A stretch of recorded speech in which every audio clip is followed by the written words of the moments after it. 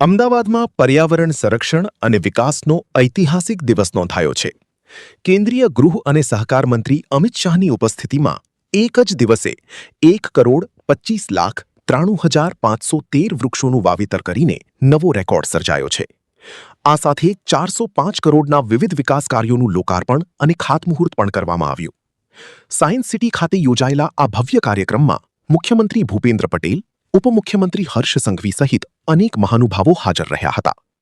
કાર્યક્રમ દરમિયાન 101 ઓક્સિજન પાર્કનું લોકાર્પણ તેમજ 155 નવી ઇસી ઇલેક્ટ્રિક બીઆરટીએસ અને ઈએમટીએસ બસો પણ જનતાને સમર્પિત કરવામાં આવી. અમિત શાહે જણાવ્યું કે વડાપ્રધાન નરેન્દ્ર મોદીના એક પેડ માં કે નામ અભિયાનને આજે જન આંદોલનનું સ્વરૂપ મળ્યું છે. તેમણે દરેક નાગરિકને પોતાના ઘરમાં સોલાર રૂફટોપ લગાવવાની અને દરેક સોસાયટીમાં વધુમાં વધુ વૃક્ષો વાવવાની અપીલ કરી. સાથે જ ગાંધીનગર લોકસભા વિસ્તારમાં ગ્રીન કવર 20% સુધી પહોંચાડવાનો સંકલ્પ વ્યક્ત કર્યો.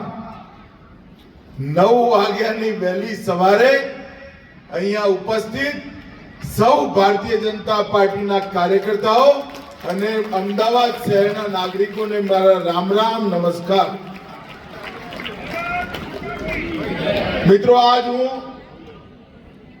અમદાવાદ શહેર અને ગાંધીનગર લોકસભા ક્ષેત્રના સૌ નાગરિકોને હૃદયપૂર્વક પ્રણામ કરી અભિનંદન આપવા માંગુ છું. રોપિત કરવાનું કામ આપણા નગરજનોએ કર્યું અને અમદાવાદ શહેરમાં 50 લાખ વૃક્ષો વાવવાનું અભિયાન અમદાવાદની ત્રણેય લોકસભામાં એ અલગથી આ અભિયાન એક હરિયાળું આવરણ, સ્વચ્છ હવા, સ્વચ્છ પાણી અને ગુણવત્તાયુક્ત પૃથ્વી ભૂમિ એનું સંરક્ષણ કરવાનું કામ કરવાનું છે. મિત્રો, આજે થોડા સમય પહેલા મેં આ વિચાર મૂક્યો. કોઈએ હાય ના પાડી, કોઈએ નાય ના પાડી. હર્ષભાઈ હતા મીટિંગમાં. હા એટલા માટે ના પાડી કે બધાને લાગતું હતું આ થશે નહીં, અને ના એટલા માટે ના પાડી કે અમિત શાહને ના ક્યાં પાડવી, ભાઈ છોડો ચૂપ રહો. પરંતુ બધા પાછળ પડ્યા.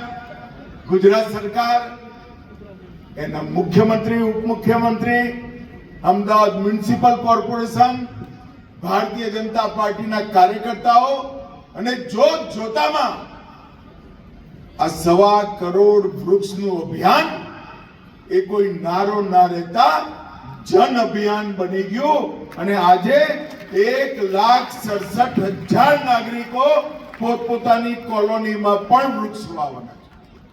આજે જન प्रतिशत છે. ऐसे ही अन्य खबरों के लिए चैनल को सब्सक्राइब कीजिए.